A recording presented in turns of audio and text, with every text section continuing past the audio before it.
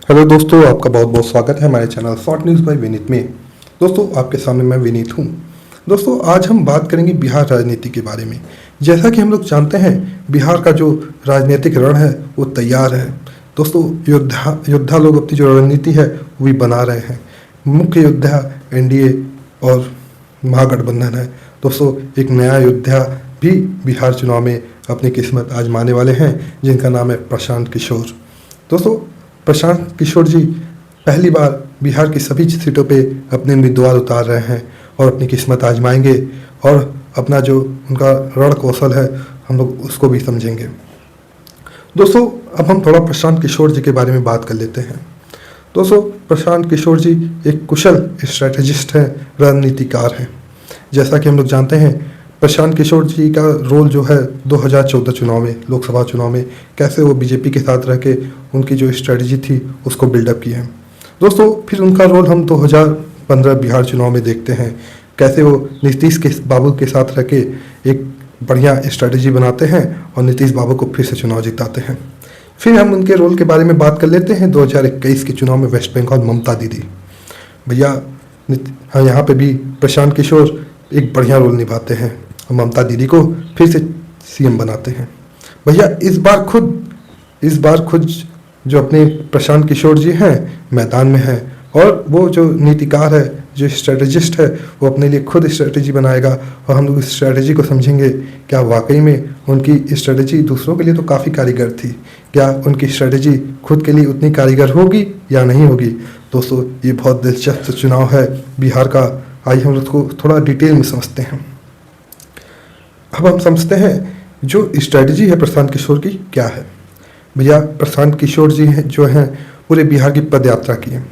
उसका पहला उद्देश्य था कि लोगों से रूबरू होना, लोगों को देखना और लोगों तक अपनी बातें पहुंचाना, और कम से कम लोग पहचान तो लें प्रशांत किशोर कौन है।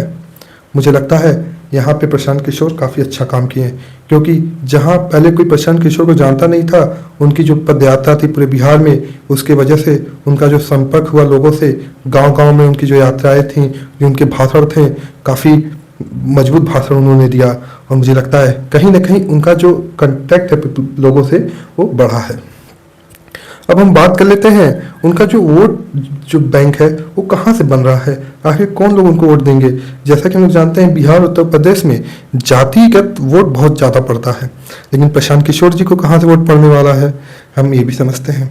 दोस्तों, एक सर्वे हुआ है, उस सर्वे का जो वोटर वाइज करके एक सर्वे हुआ है, उन्होंने सर्वे में बताया है कि जो प्रशांत किशोर जी का वोट बैंक आ रहा है वो 18 से 24 साल के जो युवा हैं वो मुख्य वोटर हैं प्रशांत किशोर जी का। अब हम समझ लेते हैं 18 से 25 साल के लोग भी क्यों इनके वोटर हैं। दोस्तों, क्योंकि प्रशांत किशोर जी का जो टारगेट किए थे वो युवाओं को ही टारगेट किए थे। दोस्तों, इसके पीछे बहुत ही सोची समझी और गहरी राजनीति है। दोस्तों, क्यों ऐसा उन्होंने प्लान किया? दोस्तों, हम लोग जानते हैं जो सारी पार्टियां हैं महिलाओं पे टारगेट कर रही हैं, चाहे महागठबंधन हो चाहे एनडीए हो। भाई, सब लोग महिला वोट पर टारगेट कर रहे हैं। ऐसा क्यों है? ऐसा इसलिए है 2010 के बाद महिला वोटर जो है बिहार में काफ़ी बढ़ चढ़ के चुनाव में पार्टिसिपेट करती हैं और 50% से ज़्यादा वोट शेयर जो होता है महिलाओं को होता है, और ये जिधर पड़ता है उधर ही सत्ता पलट जाती है। अब हम बात कर लेते हैं प्रशांत किशोर जी की जो स्ट्रेटजी है थोड़ी हटके है। ऐसा क्यों? इसलिए वो महिलाओं को टारगेट नहीं कर रहे हैं, बिहार के युवाओं को टारगेट कर रहे हैं। ऐसे युवाओं को टारगेट कर रहे हैं जो बेरोजगारी का मारा है, जिसको शिक्षा नहीं मिली है, जो रोज बिहार में पटना में रोज धरने में बैठता है, सरकार के खिलाफ आवाज उठाता है, रोजगार की मांग करता है और आखिरी में थक हार के वो बम्बई दिल्ली जाके मजदूरी करता है। प्रशांत किशोर वहाँ टारगेट किए हैं। अब हम समझते हैं ऐसा क्यों है। भैया, सबका सपना होता है वो सरकारी अफसर बने, सरकारी बाबू बने। भैया, ऐसा हो तो पा नहीं रहा है। इतना भ्रष्टाचार है, इतनी कम नौकरियां हैं, जो नौकरियां आ रही हैं वो भी भ्रष्टाचार की भेंट चढ़ जा रही हैं। तो लड़का रोज पटना में बैठ के धरना दे रहा है। दोस्तों, जब बाबू गांव में जाएगा, जब पटना में तैयारी करने वाला लड़का गांव में जाएगा, अपनी माई से कहेगा माई इन्हीं के वोट दिया, तो माई बदली ना, इन्हीं के वोट दी। दोस्तों, अगर आदमी कहे तो वाइफ पलट जाएगी, जब उसका हस्बैंड कहेगा उसको वोट देना है तो वाइफ एक बात को इग्नोर कर देगी। जब लड़का कहेगा अपनी माई से तो माई उन्हीं को वोट देगी। भाई ये एकदम 100% बात है, आप बात को समझिए। तो प्रशांत किशोर वह यहाँ से सोच रहे हैं, वहाँ पे जो कोर है उसको टारगेट कर रहे हैं। और मुझे लगता है दोस्तों प्रशांत किशोर की ये स्ट्रेटजी है काफ़ी कारीगर होगी। प्रशांत किशोर जी इस बात को बोल चुके हैं काफ़ी बार, वो किंग ना होंगे लेकिन वो किंग मेकर जरूर होंगे। ऐसा क्यों है? क्योंकि वो इतना वोट शेयर पालेंगे कि उनके बिना कोई सरकार बन नहीं पाएगी। ऐसा उनका सोचना है और ऐसा उनका मानना है। दोस्तों मुझे भी कहीं ना कहीं इनके बात से काफ़ी सच्चाई लगती है। मुझे लगता है बिहार चुनाव कहीं ना कहीं उसी ओर निकल रहा है, क्योंकि जो वोट शेयर आ रहा है प्रशांत किशोर जी का, वो सभी जाति और सभी वर्गों से आ रहा है। वोट वाइज की सर्वे के अनुसार 15% जो वोट शेयर है वो अपर कास्ट से प्रशांत किशोर जी को आ रहा है। 13% मुसलमान भी, जो मुस्लिम वोट है वो भी प्रशांत किशोर को जा रहा है, और 9% ओबीसी, 6% एससी और 11% एसटी।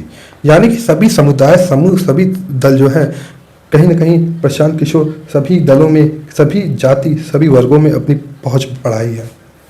दोस्तों ये मामूली बात नहीं है, उसका जो प्रभाव है, जो उसका असर है, प्रशांत किशोर जी को बिहार चुनाव रिजल्ट में जरूर देखने को मिलेगा। और मुझे लगता है दोस्तों ये जो इनकी स्ट्रेटजी है काफ़ी कारीगर होने वाली है, और कहीं ना कहीं वो एनडीए और महागठबंधन को काफ़ी चोट पहुंचाने वाली है। और मुझे लगता है फिर सत्ता बदलेगी और कुछ बड़ा होने वाला है बिहार में, ऐसा मुझे मेरा अनुमान है। दोस्तों मैं आशा करता हूँ ये छोटा सा एनालिसिस आपको पसंद आया होगा। बस आप उसको लाइक और सब्सक्राइब करें। दोस्तों आपका बहुत बहुत धन्यवाद।